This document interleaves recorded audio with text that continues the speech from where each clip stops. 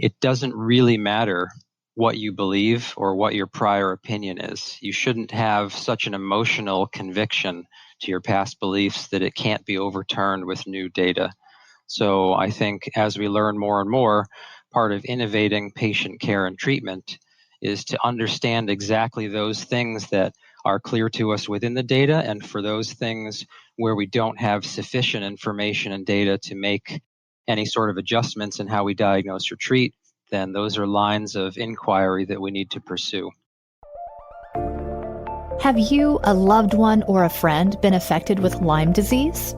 There are many different ways to go about diagnosing and treating Lyme incorrectly, and very few ways to do it right.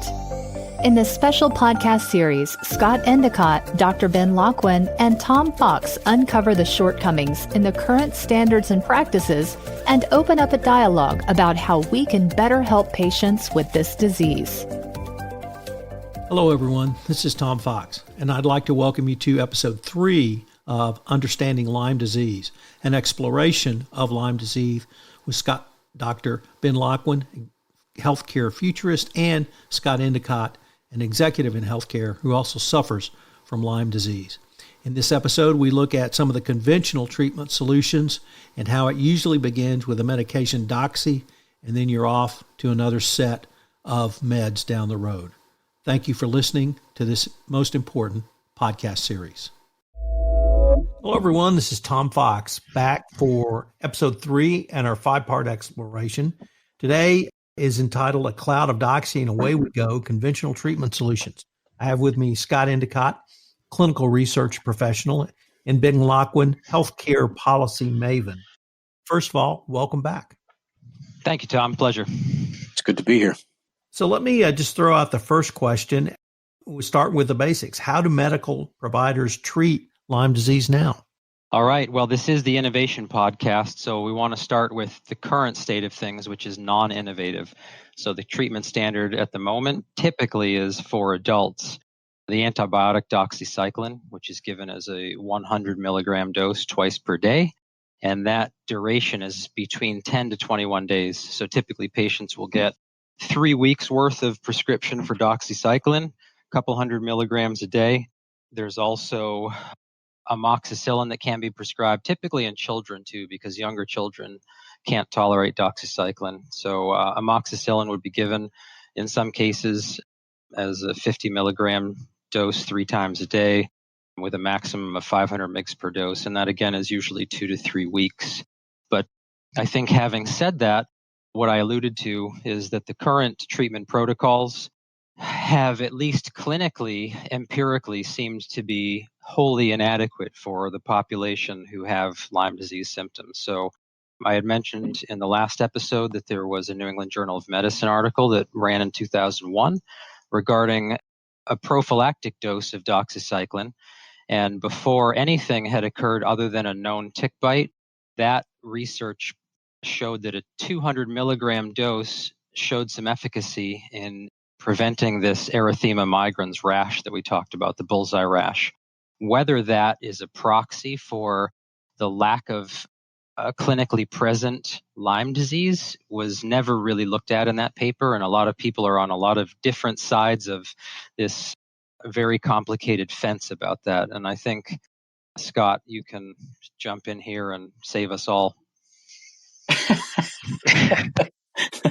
It's a very complicated scenario right now because essentially you have the established infectious disease community, the academic research and physician community that's really holding firm to that high ground at this stage that says that this is how it is and this is what will work, and anything else is just not only non-contributory to health restoration, but frankly, the attendant risks that come with it are not worth the downsides. And so, but you're finding now, there's a very interesting report. The HHS, Health and Human Services, just put together a working group that is actually looking at emergent innovative approaches. And some of those innovative approaches are ones that the Lyme specialists have been using for many years, like PICC line antibiotics, essentially intravenous antibiotics in order to arrest very accelerated symptoms and symptoms that have taking patients to a place where there needs to be, massive change in their health, or things are going to continue to, their disability is going to just get worse. And keeping in mind that people tend to think of Lyme's as, well, I get a fever, I don't feel good, things hurt for a while, I maybe get some joint pain. There's patients represented. Matter of fact, in the Health and Human Services, Dr. Neil Spector is represented there, as he went almost 7 years without being treated effectively after initial symptoms that all tracked towards what are now CDC symptoms.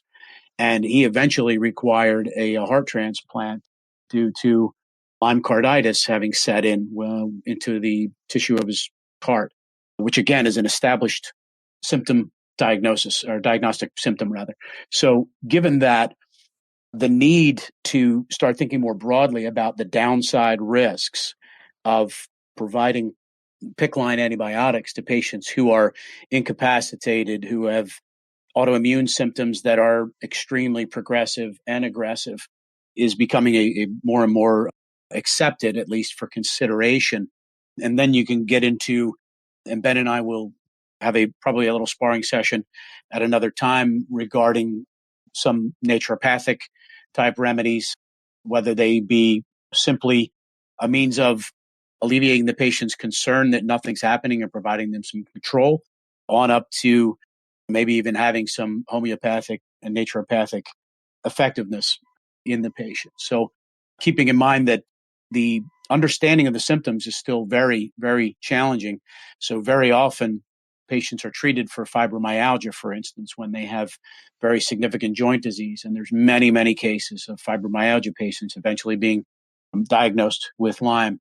Those types of autoimmune diseases, which interestingly have risen incredibly high in a very similar trajectory to how Lyme has risen since the 1975-80 sort of original identification period. So still much in the way of old school thinking, much in the way of head in the ground, feet firmly planted, that really needs to be changed. But we could talk a little bit later about some of the alternatives that go into this beyond just, here's your doxycycline and hope for the best. Yeah, and I would add to that too that when you've got empirical data coming from patient case reports, coming from those who have been trying to treat patients who still report symptoms, you essentially are starting to build an evidentiary base and a new emergent hypothesis. And in those cases, it doesn't really matter what you believe or what your prior opinion is. You shouldn't have such an emotional conviction to your past beliefs that it can't be overturned with new data. So I think as we learn more and more, part of innovating patient care and treatment is to understand exactly those things that are clear to us within the data, and for those things where we don't have sufficient information and data to make any sort of adjustments in how we diagnose or treat, then those are lines of inquiry that we need to pursue. Ben, is it insufficient data, or is it a more all-encompassing problem that both you guys alluded to, feet planted firmly on the ground? We have treated this condition, disease, in one way, and we're going to continue to do so, or something else going on? Ben, I think you're our resident conspiracy theorist denier, so you start out. All right, I'll just start by saying, in the physics community, there's a proverb which was forwarded by one of the pioneers in the field over 100 years ago, but it was essentially that the theories and hypotheses that we hold near and dear today never have a chance to become overturned until the current generation of people have all died off and the next generation can proceed. So I think, to the earlier point, there is a lot of dogma that keeps us from moving forward in the face of new information, new data. And I guess to your point, Tom, more clearly, what we thought was effective treatments in the past, we've just amassed so many data points over the decades that have ensued since then, showing that the treatments are not effective for a lot of people over a long run set of cases. So we need to adapt what we're doing, because frankly, in clinical medicine, the endpoints to show that something is efficacious are either to demonstrate improvements in how a patient feels or functions or survives. And so, sure, you can measure survivability.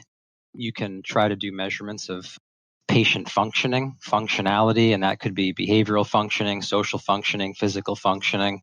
And if people keep presenting and they say, I just don't feel well, or I don't think that I'm functioning the same, those to me should have the same amount of clinical weight as saying, I've got this measurable endpoint, and turning a blind eye to that information from patients, I think, is the wrong way to go. And if I could just add to that real quick, as we kind of explore this a little bit further, the logical next step beyond we take away from this discussion point here regarding current treatment is that it's limited, Tom, and it's insufficient for what is a very massively building pandemic that needs to be addressed that way.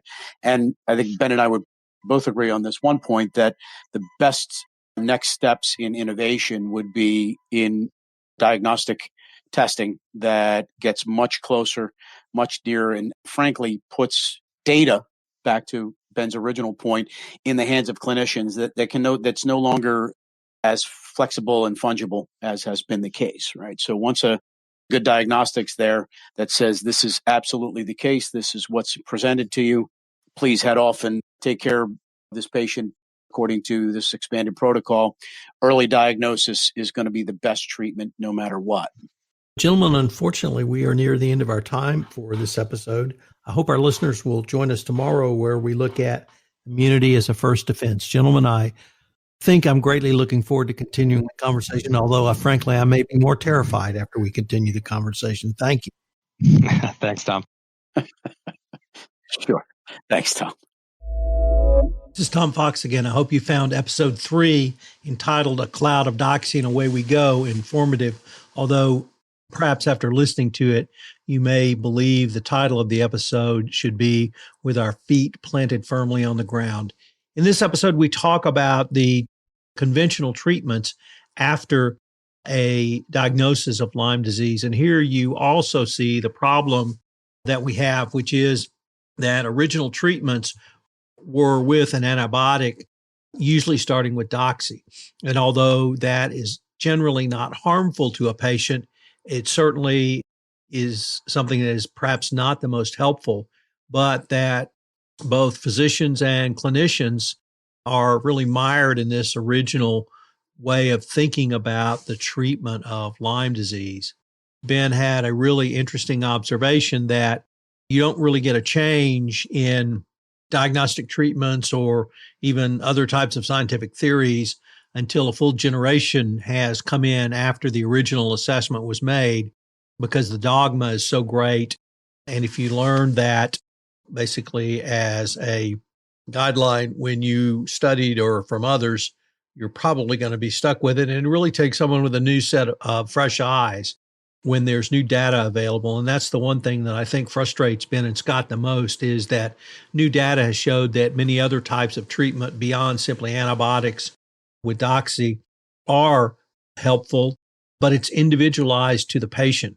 They didn't talk about this, but as we've seen during COVID-19, it's the underlying physical conditions of the patients that in many ways impact the overall effect of Lyme disease. So in addition to the misdiagnosis that many Lyme disease sufferers have early on with their condition, there is a pragmatic or dogmatic, I should say, protocol for treatment with medicines that physicians have used literally since the 60s. And this has not changed despite more recent data, which showed that other individualized treatments could be more powerful. So this episode continues our exploration of Lyme disease. I hope you will join us tomorrow for episode 4, where we look at immunity as a front line of defense.